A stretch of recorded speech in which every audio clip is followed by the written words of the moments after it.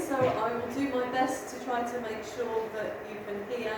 If I begin to forget during the talk and my voice drops and you can't hear at the back, please do let me know. But it's great to be here and to be able to join with you for the launch of your new name. Sarah and I have known each other for a few years, so it's been lovely seeing her come in and take up this role. And I was going to say, I think that's looking great, but I think that's looking great too. But I forgot that the slide would have changed. I think it's a fantastic name change and a really good logo. So well done, Sarah, and all the team that have been involved in putting that together. It's looking great, and I pray that it will really inspire the church to be thinking about money and how we use our money for good. Money is a huge topic, isn't it? And it is a powerful thing. It can do a huge amount of good, and it can do a huge amount of damage. It can bless us massively, but it can also cause us problems. It can also be a distraction to us, and in fact Jesus tells us that it can be a curse. Those are pretty strong words.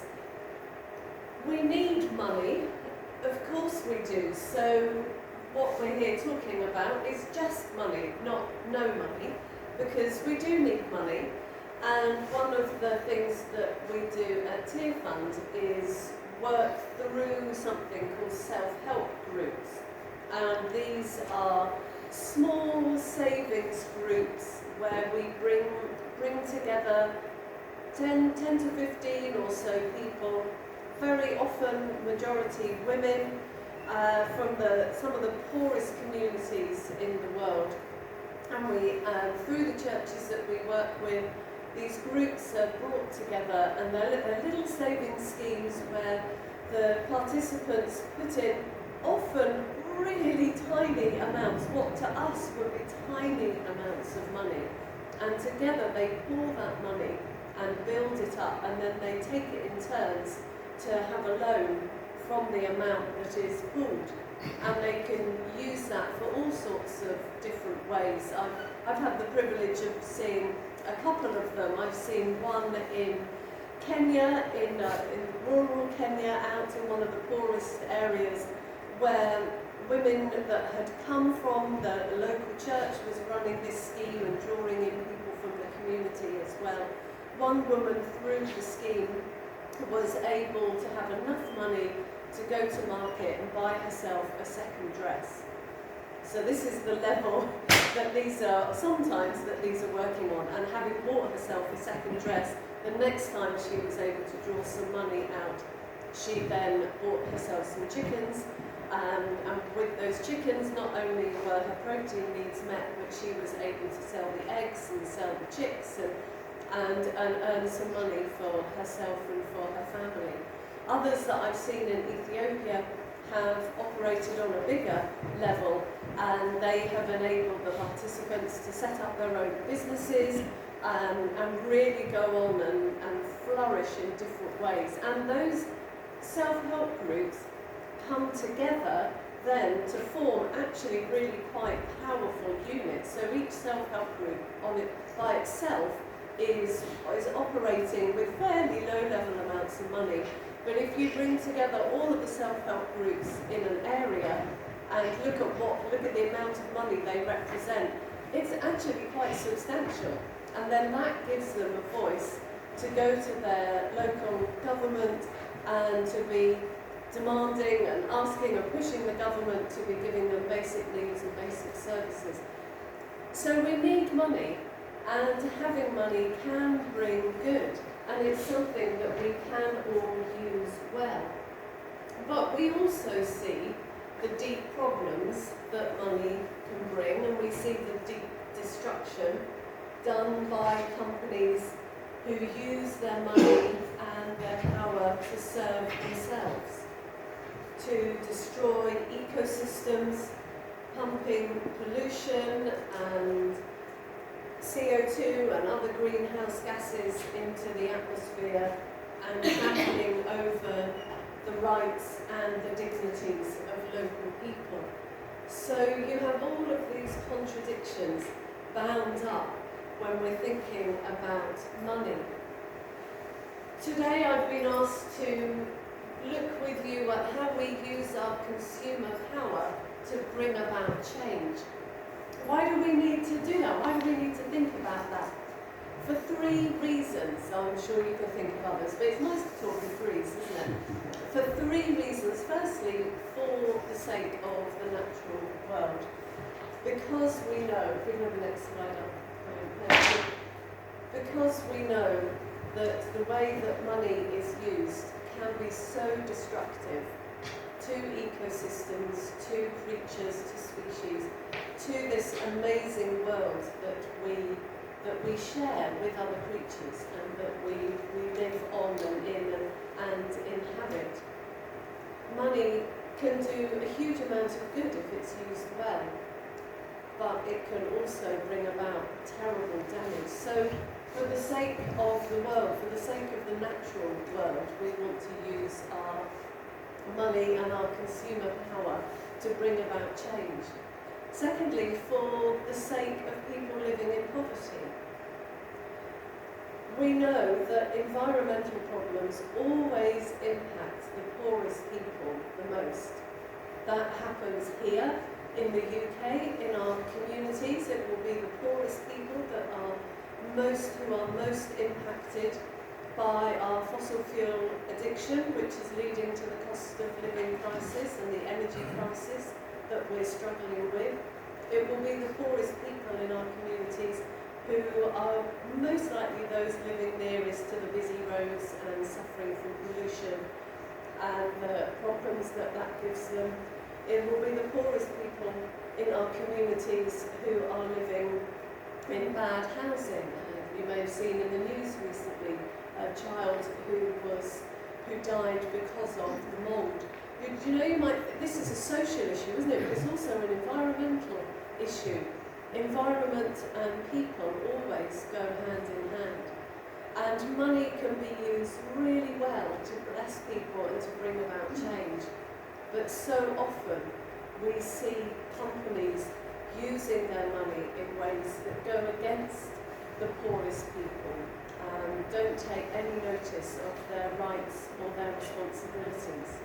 So for the sake of the poor, the poorest people in our world, for the sake of people living in poverty, we are thinking about what change can we bring about through our consumer power.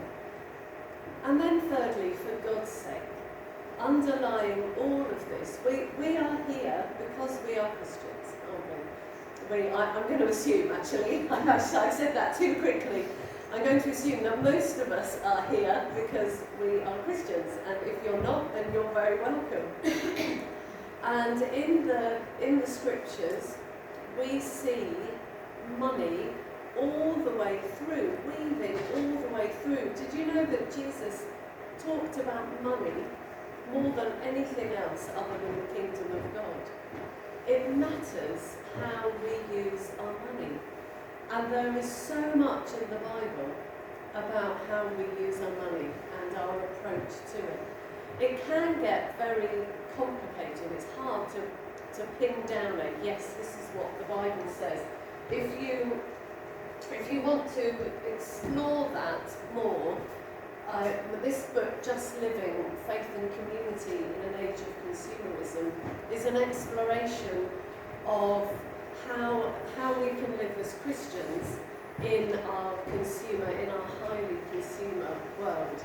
And there's all sorts in here, just exploring that basic question. But one of the chapters focuses on a Christian approach to money and possessions, and really goes quite deeply into the scriptures and what we can draw out from the Bible for ourselves.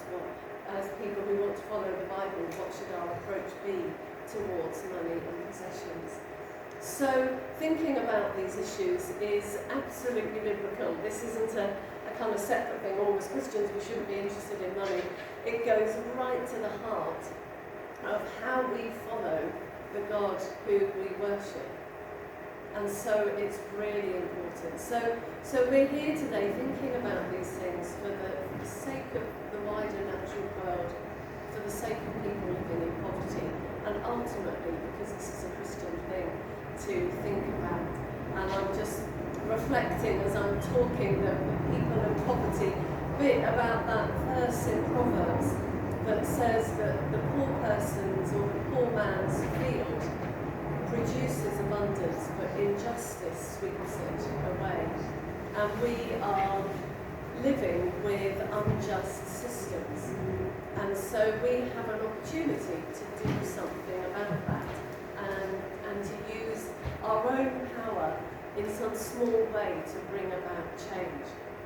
I know through the course of today you're going to be having lots of practical sessions, different bits of input, stories from people, but I just want to take you through some headlines, I guess, on how can we harness the power of money well. And I know there'll be opportunities to dig into some of these things more deeply, but I wanted to start off today by laying some of these foundations. How can we harness the power of money well?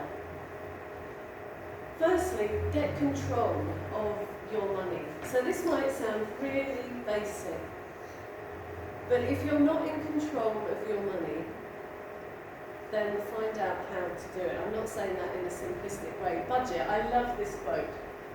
Budget tells your money where to go, otherwise you wonder where it went. And I think that's just so helpful. I first came across a version of that quote right in the early days of my adult life, and it's stayed with me ever since.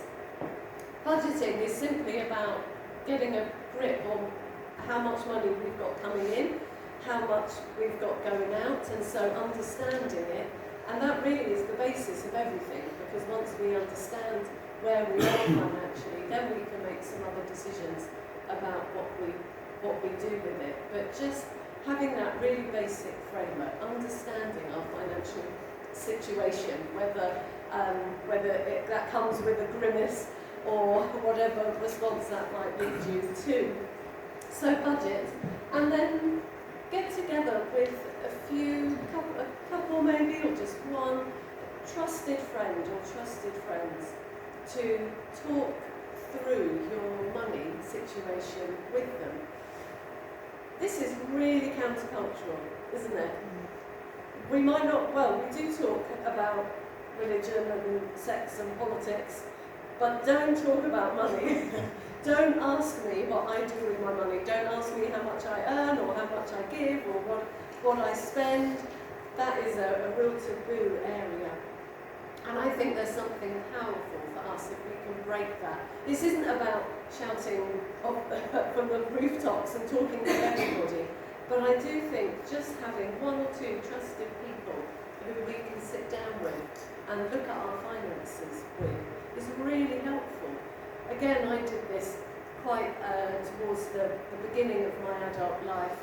I had still have a couple of really good girlfriends, and we took a period of time where we got together regularly and we took it in turns to go through our financial situation. And we just laid out in front of each other how much we earned, what we spent, what our mortgage was or our rent, or if we had a pension, how much we were paying into that, whatever, all the different things, our energy costs. And it was so helpful. And we could challenge and encourage each other. We could say, well, you might be a bit miserly here. If you thought, you could give yourself a bit of a break and spend a bit more here. Or, oh, that seems a bit much. Why are you spending that amount? Are there things that we can look at to help you with? And so on. And that was really helpful for me. So get control of your money. Secondly, once you've got control of your money, then you can be thinking about how you use it. And I would encourage you to be generous with your money. This is quite a hard thing to talk about at the moment, isn't it? We know that we're facing a cost of living crisis. Everywhere, you can't turn on the television without seeing or go on, you certainly can't go onto any news website without encountering it. It is a very important crisis that we are facing, and I'm not going to diminish it here.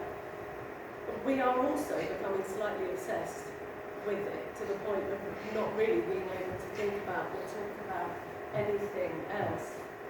But it is bringing in very real hardship, and we must be responding where that is the case. I'm also in the privileged position of being able to see what's happening outside of the UK, where some countries are facing inflation levels of 30% that absolutely dwarfs what we're facing here. And many, many more people are being pushed into poverty.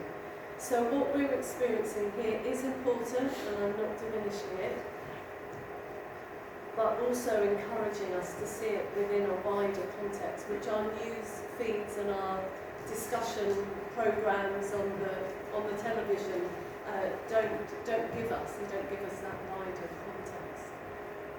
Being generous is a really basic, fundamental principle of the Christian faith.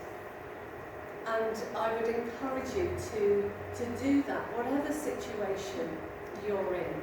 For me, this isn't about giving a particular percentage. If you find that it helps you to name a percentage, like 10%, then that's fine, go for that. But that's not really what we see in the New Testament. The basic instruction that Paul gives us is to be generous and to give according to your means. So if you're in a situation where you could give away 80% of your income, then fantastic, don't stop at 10%. If you're in a situation where 10% is really difficult, then that's absolutely fine. There's no pressure, no guilt on you for that. If you can give away a smaller amount, then that's great too. The story of the widow's mite in the Gospels with Jesus is such a helpful one, I think. But let's get into the habit of giving and being generous. When I was a child, my dad said to me when he was giving me my small amount of pocket money one day, and he was encouraging me to give, and I don't really remember the wider conversation. I just remember him saying, Ruth, if you can get into the habit of giving a certain amount of money when the money that you're receiving is small, then that will set a habit for life. And you will then keep giving all the way through your life when you're earning more. And he was really right. It's a discipline, isn't it? And then it becomes a habit, and then actually it becomes a real pleasure and something that is fun and enjoyable to do. To think, what an amazing thing that we can use our money to bless others and to help bring about change. It's a fantastic thing.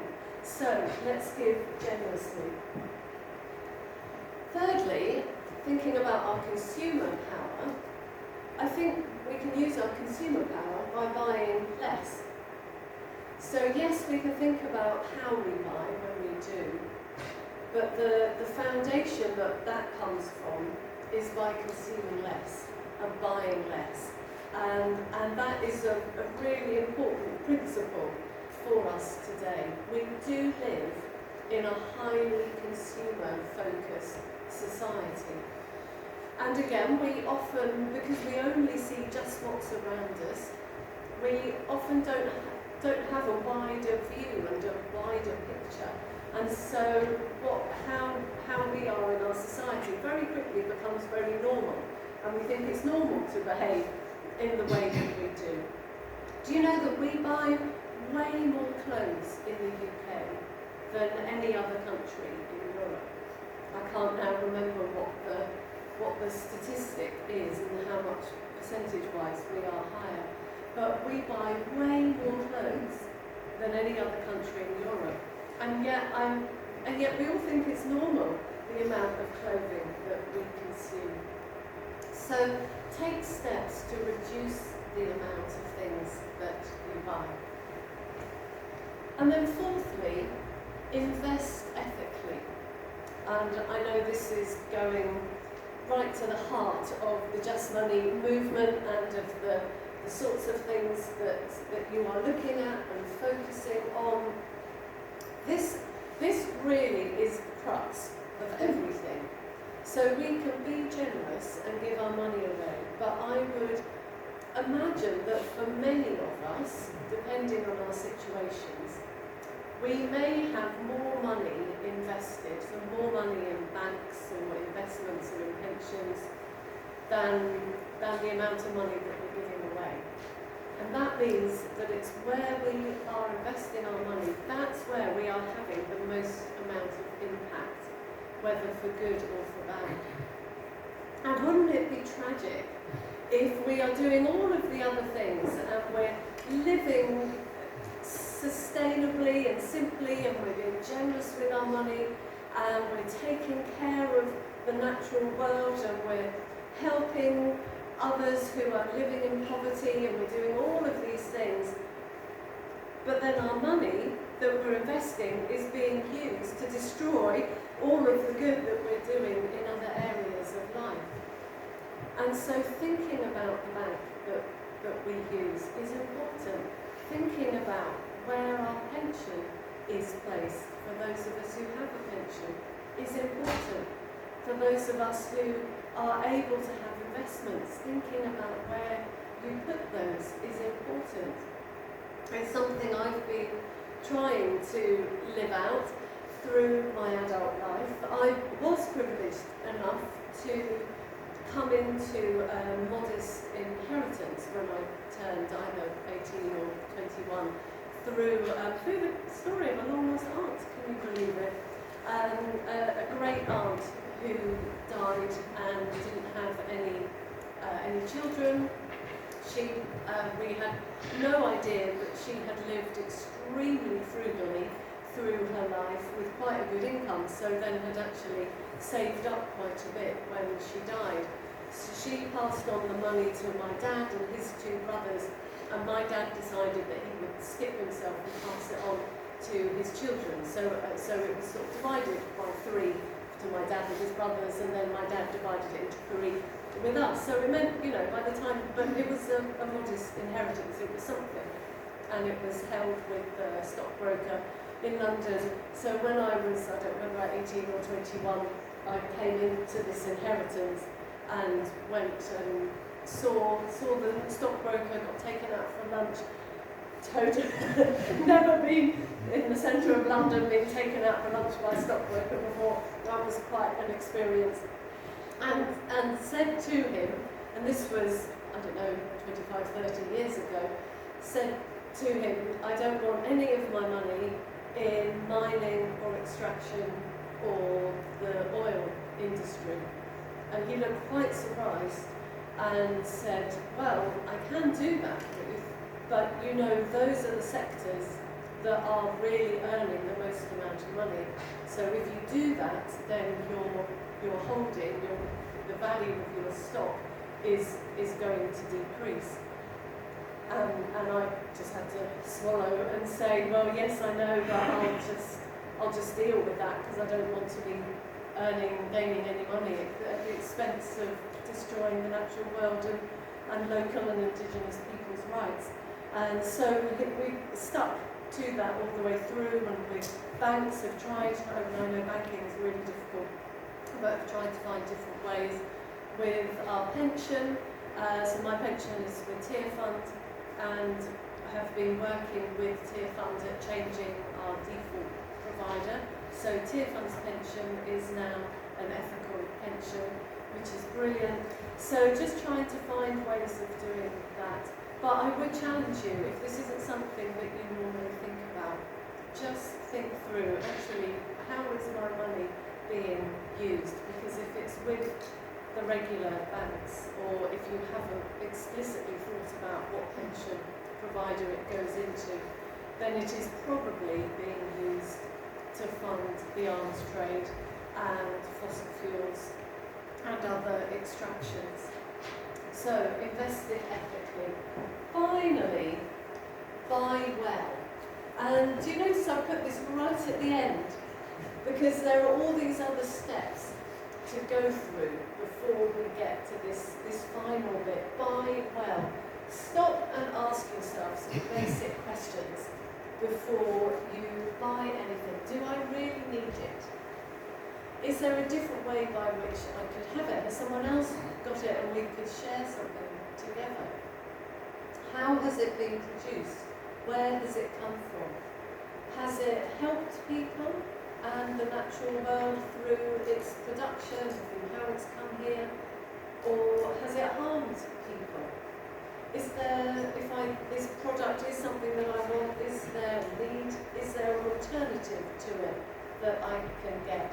Sometimes there isn't. You know, we don't live in a perfect world, and often we end up making imperfect choices. So this isn't about perfection, but it is about awareness and stopping and thinking and asking ourselves those questions. Because, coming right back to what I said earlier, we live in a consumer society that doesn't want us to ask questions. It just wants us blindly to go out and to buy and to consume and to purchase. And things arrive neatly on the shelf, that it's been shorn of all their reference of where it's come from and who's been involved with it. We don't have any idea. So a little bit of digging is really helpful. And I was pleased to see Ethical Consumer magazine over there. I'm sure some of you have used it a lot over the years. If you don't know it, it's really helpful, really useful. And for me, it's been about building up a kind of what I call an ethical nose. So once you've been reading Ethical Consumer for a number of years and being part of these kind of conversations, you might not know absolutely everything. You might not know the ins and outs of washing machines and boilers and bananas and etc., etc. None of us can be technical experts on everything, but you kind of get an ethical nose, an ethical sense for the kind of things that are probably likely to be better and the kind of things that are probably likely to be worse. But that comes with a bit of practice, with learning, with finding out, and Ethical Consumer really is helpful with that, and it's online as well for using things in that way. So, buy well. I think the next slide, let me have a look. Okay, that's good, because I wanted to finish with the next one. I was just checking I hadn't got it the wrong way around. Some more things that would be of help to you. I've got my books over on the table. I've mentioned Just Living already. L is for Lifestyle is a really practical look at how we can take care of this world and of all of its creatures, including people. So it's got people things in it as well as more environmental stuff. And it goes through the alphabet and takes an issue for each letter. Each chapter is very short and then finishes with 2 or 3 action points. And M actually is for money. And then N is for needs and looks at consumerism. So you can find out more there. But one of the chapters in Just Living is where I really explore it more deeply. But then L is for Lifestyle gives you a good wide sweep of all sorts of things that you can do. And then the book that Sarah referred to, which was the Archbishop of Canterbury's Lent book, but isn't anymore, and you don't have to read it in Lent. It is now simply a book. And that is based on Genesis 1. And it's written for an individual to read, but also is written for churches to do together in small groups. So if you want to get your church thinking about these issues and wider issues around justice and environmental care, do have a look at that. It's got discussion, questions, and it's got online resources. But also for you personally, it's an exploration of Genesis 1, but then what we can take from that through the scriptures into our contemporary situation. And then finally, possibly my favourite book that I'm really out of, probably so I need to get some more, is Planet Protectors, 52 Ways to Look After God's World. And I co-wrote this with Paul Carenza, who's a BBC scriptwriter and a comedian. And so I kind of gave him the material and he wrote it. It's for primary school aged children. It's fully illustrated all the way through, tackles all sorts of different things, including money and how children and families use their money. So if you've got kids or grandkids or anything, do pick up that. Just the practicalities, they're individually priced. You can get all four for a fantastic deal, genuinely, of £25. But because I've only got 2 of these left, if that has gone and it's just these 3, just hold it in your mind. You can have the other 3 for £20, which again is a really good deal, but I'm sorry I haven't got enough Planet Protectors to enable the full deal to go on for too long. Let me conclude. And I'm actually going to conclude with exactly where you started. If we can get the final slide. Oh, no, did I not? I thought I put up the mica first. Okay, I thought I had pictures.